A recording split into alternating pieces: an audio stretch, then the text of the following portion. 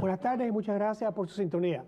El programa de hoy vamos a tenerlo con el juez José Rodríguez, que para nosotros es un encanto tenerlo aquí de nuevo, pero se lo vamos a dedicar a una persona muy especial, que es una persona que nosotros siempre vemos como un role model de lo que es estar en una situación difícil y triunfar. Así que este programa es para María Chicoy y ella sabe por qué se lo estamos dedicando, pero su perseverancia es una cosa que todos nosotros la admiramos por eso. Bienvenido, doctor. Gracias, Luis. Le dije, doctor, feliz año nuevo. Feliz año nuevo. Señor juez, usted nos tiene mal acostumbrados, porque una vez al mes siempre contábamos con su presencia y debo de decir yo que cuando usted no está aquí es porque los compromisos de trabajo de la Corte no lo permiten, pero gracias por hacer el tiempo para aquí. Y también por equivocarme de día, pero eso es otra cosa. Es muy humilde usted, yo creo que con los 20 y pico de años que lleva de juez, a veces se le olvidan las cosas. Señor juez, hace un par de semanas tuvimos aquí en el estado de la Florida la ejecución de una persona que fue encontrado culpable y fue ordenado a que se le ejecutara. Y sé que, aunque usted no está en estos momentos presidiendo en la Corte Penal, sé que usted participó en esas clases que se le dan a los jueces en Colombia sobre nuestro sistema penal. ¿Nos puede decir por arribita cómo es este proceso que termina en que condenen a una persona a la muerte en el estado de la Florida? Bueno, primero tienen que cometer un crimen que lleve a la pena de muerte. Correcto. Y todos los delitos no llevan pena de muerte. El delito que lleva pena de muerte es el homicidio de primer grado. Y no, se cometen muchos, pero no necesariamente se le pide la pena de muerte al individuo. ¿Y cómo se determina a quién se le pide la pena de muerte? Bueno, automáticamente el delito lleva o vida o cadena perpetua o pena de muerte, automáticamente. Eso es por la legislatura de la ley. Eso es por la ley, por la legislatura. Entonces, antes de pedir, es automático. Pero después de cierto tiempo que se investiguen los datos, los hechos, a la persona, como ¿cómo se dice? Background, sus antecedentes. Entonces la fiscalía se reúne, tiene un comité especial y se reúne, ellos entre ellos, y entonces determinan, depende de la investigación, después que ya el caso ha empezado. Sí, fiscales nos han dicho a nosotros que muchas veces los factores que determinan esto es posiblemente el nivel de antecedentes que tiene la persona.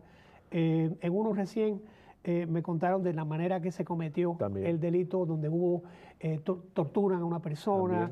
O sea, eso, entonces decide la fiscalía, esto es un proceso. Sí. Bien, entonces después que se determina eso, ¿va usted como juez en los cargos? Los cargos van antes, los cargos empiezan antes de determinar si van a pedir la pena de muerte o no, porque automáticamente la pena de muerte está ahí. Está por estatuto. Está por estatuto. Pero el caso ya está andando, puede ser 6 meses, puede ser un año después que el fiscal... Porque se están adquiriendo más datos y más información. Y para tener todos esos factores, entonces se reúnen y entonces determinan si van a pedir la pena de muerte o no la van a pedir. Entonces la primera pregunta que viene con eso es que usted como juez no determina, no tiene... El juez no determina quién es el que va... El juez no determina si la pena de muerte la va a pedir el fiscal. Entonces vamos a añadir, por cierto, desde el momento de arresto al momento que las personas que condenan a muerte los ejecutan, hay un promedio de entre 18 y 19 años. Va a haber un momento que el juez participa. Para que el juez participe tienen que encontrar culpable a la persona en el juicio, ¿no? Exacto. Entonces, ¿qué es lo que pasa? ¿Hay un segundo juicio? Sí. ¿Y cómo trabaja eso, el primer juicio es para determinar la culpabilidad de la persona. El segundo juicio, le estás llamando segundo juicio, que en sí es la segunda fase del juicio, es para determinar si el jurado recomienda o no recomienda la pena de muerte. Señor juez, es el jurado que ya oyó el caso. Que ya oyó el caso. Bien. Se quedan otra semana o el tiempo que sea necesario para que las dos partes puedan poner evidencia. Su presentación. La presentación para que ellos recomienden o no recomienden. Por supuesto, la defensa va a pedir que no recomienden, que pidan cadena perpetua, y el fiscal va a recomendar que sí, va a presentar para que sí le recomienden. Entonces, señor juez, se acabó el juicio, usted dice, voy a fijar la condena para tal día, hay un periodo, y entonces vienen las personas. ¿Cuándo qué valor tiene la recomendación del jurado? Y le voy a decir que estadísticamente, casi todas las personas, y no quiero decir todas, no va a ser que haya un caso que yo desconozca ahí, pero casi todas las personas que se les ordena la pena de muerte, el jurado lo ha recomendado. Yo he visto jueces que han hecho lo opuesto, o sea, que el jurado recomienda y el juez yo no conozco, en estos momentos, hay un solo juez que yo conozco que todavía vive, que no siguió la recomendación del jurado. Bueno, yo le puedo decir al juez Robinson, por ejemplo, no quería gran amigo de pues nosotros. sí. La decisión, por cierto, yo la leí, y la razón por la cual él decidió no darle la pena de muerte porque era una persona joven, estaba bajo la influencia. Y el jurado lo recomendó. Sí, es la única. Es la única que yo conozco. Sí. Todos los otros jueces que yo conozco que han dado la pena de muerte lo han recomendado. Obedecen, no, siguen la recomendación. Entonces la potestad y la responsabilidad no es del jurado, es de usted, señor. El que hace la decisión final es el juez. Y aunque usted personalmente esté en contra de la pena de muerte, ¿cómo se decide eso, señor juez? ¿Qué factores toman ustedes? Los mismos factores que toman el jurado. Y lo que pasa es que nosotros entendemos el derecho mejor que el jurado, porque no somos abogados. Y entonces hay factores que uno toma más en cuenta que el jurado. Por ejemplo, para recomendar la pena de muerte no hace falta, como hace falta un veredicto unánime. No. Entonces, por ejemplo, el jurado puede decir 8-4, queremos 7-5, digamos. ¿Eso lo influye usted en algo o usted quisiera pensar que no? No, yo no. A mí no me afectaría la recomendación del jurado si es 8-5 o 8-4. 8-4.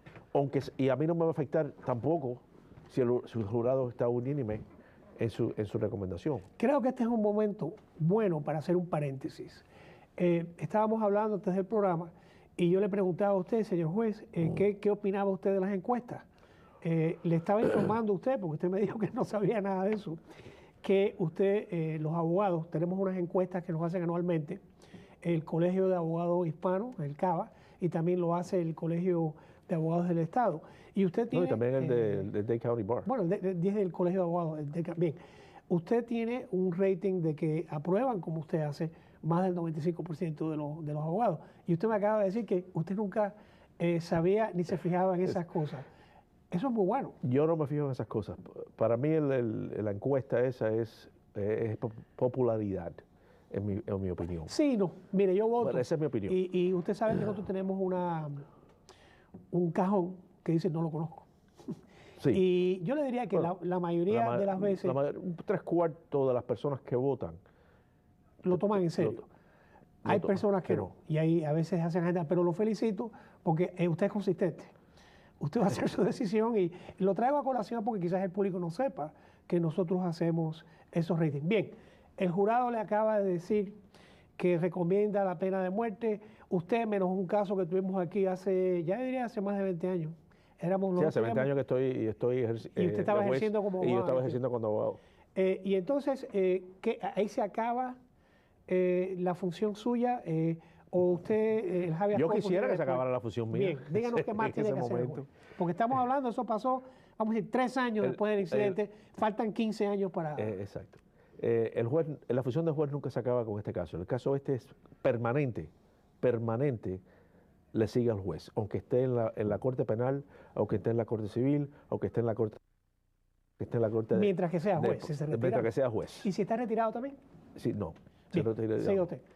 Pero el caso lo sigue hasta que el individuo o el gobernador lo perdone y no lo perdone, le quite la pena de muerte y le dé vida, porque entonces lo manda al juez, le cambia la condena, o lo ejecutan. Bien, debería yo hacer un paréntesis. Por supuesto, si en el juicio hubo algo que merita que haya un juicio nuevo, el caso regresa a usted con instrucción. Pero estamos diciendo el caso que va a terminar el juez siempre está en el caso. Bien. Entonces va a haber ataques. Va a haber apelaciones. El único tipo de caso que va directamente a la Corte Suprema del Estado de la Florida sin pasar por la Corte de Distrito de Apelación es el caso cuando se le da la pena de muerte a un individuo. No tiene apelación intermediaria. Va directamente a la Corte Suprema. Pero hay ataques colaterales que debo de explicarle al público. Por ejemplo, es típico que el acusado que sepa que está viendo, bueno, yo voy a decir que es típico de muchos acusados, el tratar de presentar un récord o hacer un expediente donde empieza, por ejemplo, por acusar al abogado de que no está haciendo lo que debía hacer. Eso durante el tiempo que se está representando a la persona puede terminar en que hay una querella al colegio de abogados. Eso es todo preparando la apelación, ¿no? No, la apelación puede empezar, bueno, la apelación tiene que empezar en 30 días, Sí. pero es automática, no hay que pedirla. Yo estoy hablando del habeas corpus, después Sí, perdón, yo estoy un par de jugadas adelantado. Sí, se hace la apelación. Si se pierde la apelación, o sea, se encuentra, si se pierde la apelación, se afirma y no regresa para un nuevo juicio. Claro, entonces el hay otros ataque colateral viene por el habeas corpus. Viene por habeas corpus, viene por la regla 3, viene por muchos lados. Básicamente es una táctica de mora. Que está bien, vamos, yo no estoy en contra de la táctica yo de debería mora. añadir, usted se acuerda que cuando estábamos nosotros en la Escuela de Derecho, la pena de muerte existía, Sí. y estando nosotros en la Escuela de Derecho, la Corte Suprema anuló Ajá. la... Eso que te iba a decir. Pero dímelo tú. No, y entonces, para recordármelo porque todas las personas, hace muchos años y tú eres más joven que yo. El caso, no sé si te acuerdas. Pero Farmer v. Georgia dice que de la manera que se hacía la pena de muerte o que se efectuaba era cruel e inusual. Bueno. Entonces cada estado tuvo que hacer lo mismo y voy a adelantar ahora este último caso. El estado de la Florida tuvo una ejecución en el mes de octubre, de la manera que se hace ahora, que es una mezcla, le dicen un cóctel de, voy a decir, drogas. El primero te tumba o te suaviza, el segundo te tumba y el último te mata. Son tres diferentes. En octubre del año pasado se hizo la primera ejecución de esta índole y llegó a la Corte Suprema y la Corte Suprema dijo que estaba bien. Sin embargo, el último ataque que hizo la defensa del señor Chávez a la Corte Suprema fue el mismo ataque, y lo interesante fue que tengo entendido que por lo menos una cadena de noticias hispanas, cuando empezaron el programa a las 6 de la tarde, empezaron diciendo, acaban de ejecutar al señor Juan Carlos Chávez. Eso no fue lo que pasó. No fue. Fue un error en el periodismo, porque al último momento se hizo una petición y, como usted sabe, señor juez, la Corte Suprema de los Estados Unidos divide a los estados. Para que tú sepas, te voy a decir una cosa que yo creo que ni tú sabes. Dime. Okay. El juez de la Corte Suprema del Estado de Florida, Jorge Lavarga, es muy amigo mío. Compañero de colegio de nosotros. Muy amigo mío. Y me estaba contando hace como, en la última conferencia que estábamos, que él se pasó mucho tiempo con nosotros, conmigo y mi esposa, me estaba contando que ese día estaba de guardia. ¿Él? Él, en una ejecución. Cada vez que hay una ejecución está de guardia el gobernador. Y hay una línea directa. El Attorney General, los abogados, un miembro de la Corte Suprema que tiene la guardia ese día para cualquier problema, y todos se juntan a la hora de la ejecución para decir sí o no. Bueno, ahí no sabía que era, no voy a decir Jorge, que era el juez Lavarga. No, no sé quién es. Y haciendo un paréntesis, el juez Lavarga llega a la Corte Suprema en parte porque en parte no es nombrado a la Corte Suprema. Y puedo decir con un orgullo muy grande que aunque él es muy bueno, aquí tenemos jueces muy buenos también que eran tan dignos de eso. Volviendo a esto, la Corte Suprema la Corte Suprema de los Estados Unidos divide a este país en parte, y el que tenía el caso nuestro, el que tenía que decir lo que hay al final, era el juez Thomas. Entonces, da la casualidad que hay un juez Thomas aquí también que está en la Corte. No es ese juez Thomas, es de la Corte Suprema, Clarence. Entonces, a las 6 de la tarde, todavía estaba pendiente, y no sé si sabe, esto es trivia, pero la orden de ejecución es hasta las 11 de la noche. O sea, no dura todo el día. Si no se hubiese hecho la decisión que sea, hubiera tenido que esperar el día después, porque el gobernador es el que puede retirar la orden. Y lo que hacía la apelación era aguantar las cosas, que es lo que se llama un stay. Exacto, cuando llega la orden, la hora de ejecución, y se me olvidó, incluyendo un juez de la Corte Suprema. Claro. De la Florida y de la Corte Suprema de los Estados Unidos. No es que dicen que sí o no, lo que hacen es, hay alguna objeción, hay alguna razón por no ejecutar. Y siempre que haya una apelación pendiente, exacto, puede haber una razón. Incluyendo el juez Schumacher, que fue el juez. Mira, no, por cierto, también puedo decir que hay 36 asientos, de los cuales dan unos cuantos asientos a la familia. También. Entonces la prensa por sorteo, y la prensa por sorteo tiene otro, no tuvo ningún familiar o nadie estuvo en nombre de la familia Chávez. Lo interesante fue que se emite una orden, porque la misma apelación que ya sabíamos, esto sí lo sabía yo, que la Corte Suprema de la Florida que iba a negar el día antes, que negó por la mañana el día de la ejecución, corriendo fueron los abogados a Washington y a eso de las, yo voy a decir 15 minutos antes o algo así, porque demora 14 minutos prepararlo todo. Me imagino que en las llamadas también, el juez Thomas falló, que es lo que rehusaron a oír el caso o que no le quedaba más. Entonces se le hace una llamada al gobernador y el gobernador, voy a decir, da la luz verde por falta de palabras, y entonces así termina. Aprueba la ejecución. Aprueba. Entonces usted, si hubiese sido el caso suyo, señor juez, ese día tenía que suspender lo que estaba haciendo y estar al tanto. Ese día yo estoy en guardia, como todo el mundo está en guardia.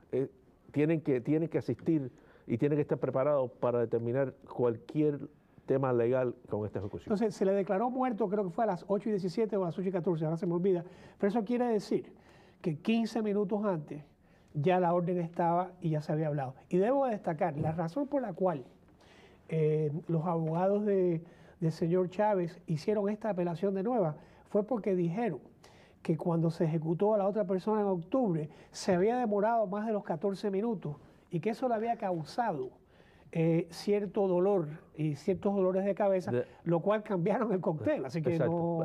Estaba basado en el cóctel que se le habían dado, pero ya habían rechazado ese argumento anteriormente en la Corte Suprema. Correcto. Y entonces fueron a la otra Corte Suprema. Y ahora sí podemos volver al juez Lavarga.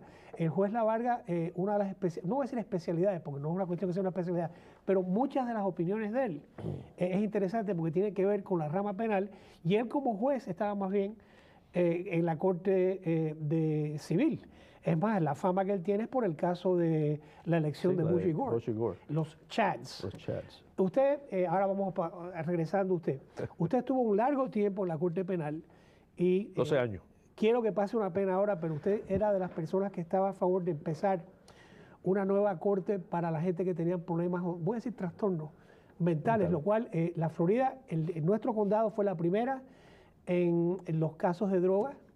Es una de las primeras, si no es la primera, en los casos de estar manejando bajo estado de embriaguez, que se le da un segundo chance a las personas. Y esta idea suya, señor juez, aunque lo vamos a pasar una pena, era una idea muy digna, la cual no se ha hecho efecto porque no tenemos fondos. Pero ¿qué era lo que usted planeaba con eso? Yo no quiero voy tomar a decir todo ustedes, no, yo quiero tomar todo el crédito, pero porque... Bueno, vamos a darle nada más que el 95%. No quiero tanto. Yo le dije que usted iba a pasar pena. El Leifman, el juez Leifman, que es una es el que gran el que revolvió esto, sí, y lo echó adelante, y él todavía lo sigue. Lo que pasa es que en ningún momento quisieron hacer la división solamente para estos casos. Por muchas razones. Usualmente dinero casi siempre y básicamente es dinero. Es irónico porque... Pero yo quería hacer, yo lo quería hacer, porque no sé por qué, me gusta, número uno. Yo creo que tengo el talento para eso. No sé cómo explicártelo, pero yo entiendo a estas personas. Bueno, yo se lo voy a explicar a usted, porque yo he ejercido ante usted. En estos momentos hay un gran cirujano en la Marina de este país, que la mamá tuvo una serie de problemas emocionales, el cual usted, señor juez, no el abogado, usted fue el que mandó una serie de, voy a decir exámenes, y usted no manda el tratamiento, usted recomienda, pero usted puso a esta dama en las manos de personas muy capacitadas. Y gracias a eso, yo lo puedo decir, y lo voy a hacer pasar una pena a usted también, pero todas las navidades yo recibo un cake. ¿Y tú te lo comes solo? No, yo lo regalo. Tengo miedo que me vayan a envenenar. No. El hecho es que hay que tener cierta sensibilidad para eso.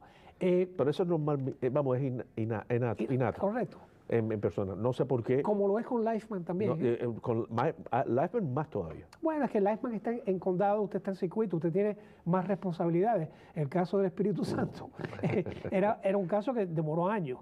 El caso de aquí de Miami, el Firefield. El del Firefield también fue suyo. Yo creo que usted tiene usted ejerce más amplio. Pero no voy a decir juguete, pero esta idea de ustedes, ¿cuál era el fin? El fin era, cuando se cometen delitos, muchos de los delitos que se cometen son cometidos por personas que tienen trastornos mentales. Y no son delincuentes.